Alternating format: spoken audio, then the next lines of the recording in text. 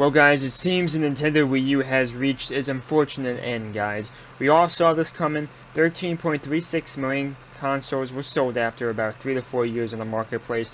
It's not very successful according to Nintendo's precedents. Obviously, you had the Nintendo Boy, which was indeed an outlier to that precedent. But besides that, there really hasn't been a Nintendo console that after this period of time has done this badly. Even the Nintendo GameCube had about 8 million more consoles sold at approximately 21 million consoles. So yeah, and 64 had about 32 million. As you can see, this is by far the worst home console failure Nintendo's ever had. Once again, Nintendo was the Virtual Boy, was that ever a home console? I don't think so. That was really more of a spin-off. I think it was a spin-off. I don't think it was ever meant to be the successor to the N64, right? That was my opinion on that, guys. So yeah, I mean, 13.36 million is not bad for certain product categories, right? But for home console, for video game home consoles, where you really need a large fan base to have successful third-party and second-party and even first-party games, you know what I'm saying? You really need that. So 13 million was unfortunately not a good enough number for Nintendo. So this information came originally from Eurogamer that this was the day that Nintendo Wii U would stop being shipped to certain retailers.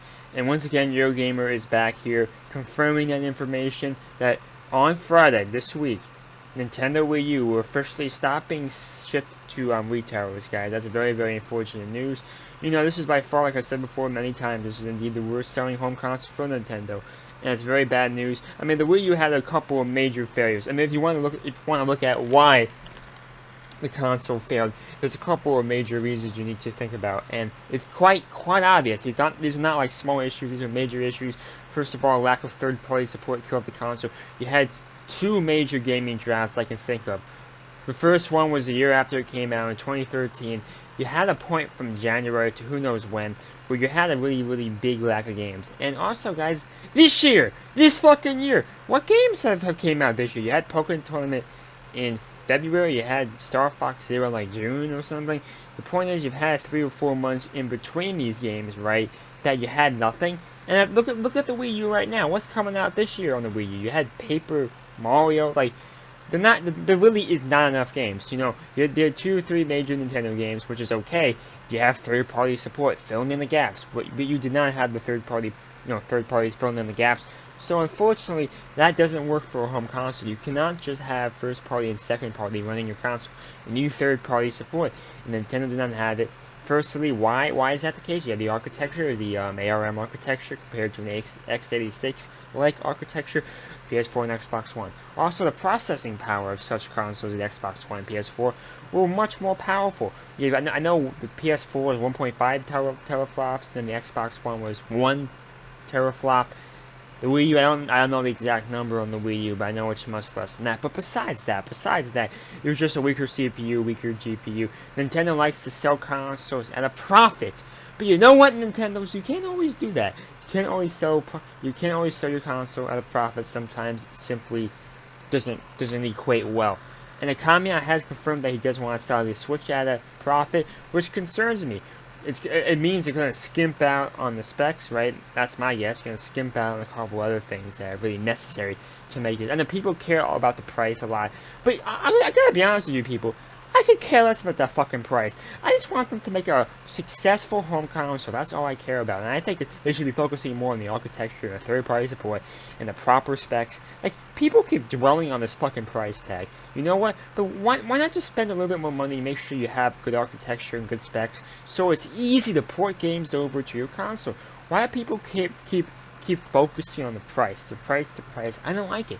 People spend $600, $700 on a brand new phone every 2 years. And that's retarded because not only can you find good budget phones like the Moto G and OnePlus 3, but you could just get on the network, right? Get on a network where you could just get a contract subsidy, right? Like, people will spend $700 on this Galaxy S7, right? Because it's a good phone, which I agree, right? But some people are only willing to spend $0 to $200 with a contract. The point is, guys, that if people are willing to spend $700 on a phone, I think they'll be willing to spend $400 to $500 on the new Nintendo Switch if the specs are good. If Samsung was cheaper with this phone, right, people would not be buying it. Even if it costs a less money, people would still not be buying it. People are not buying the Moto G and the OnePlus 3 in the same capacity as the Galaxy S7, because you know why? Although it costs more money, it has great specs, and it's a solid phone. If Nintendo makes a solid fucking console with good architecture, stop worrying about the price tag. In my opinion, the Switch will be a more successful console. That's just my opinion. We'll find out for certain with Nintendo Switch, but it's going to be $300 maximum, the basic. Maybe they'll have a more advanced model, a little more space for $350 or $400. But I do expect the base model of $300, which I don't think is a good idea, as you're going to be selling this at a profit. But as a result, you're going to have another 4 years of no third-party support. I'm just telling you guys what's going to happen if you make it a budget console. I'm just telling you what's going to happen.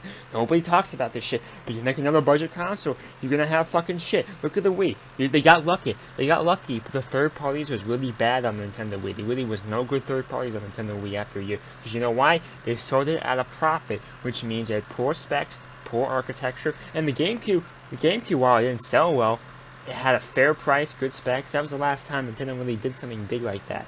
So I don't know, man. I don't know. I don't know what to say.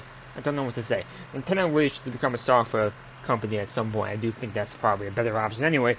Then you know you don't have to worry about this architecture problem and Nintendo's stubbornness. But that won't be happening for a long time. Overall, I really hope you enjoyed that video. Thank you and bye. I don't know what to say.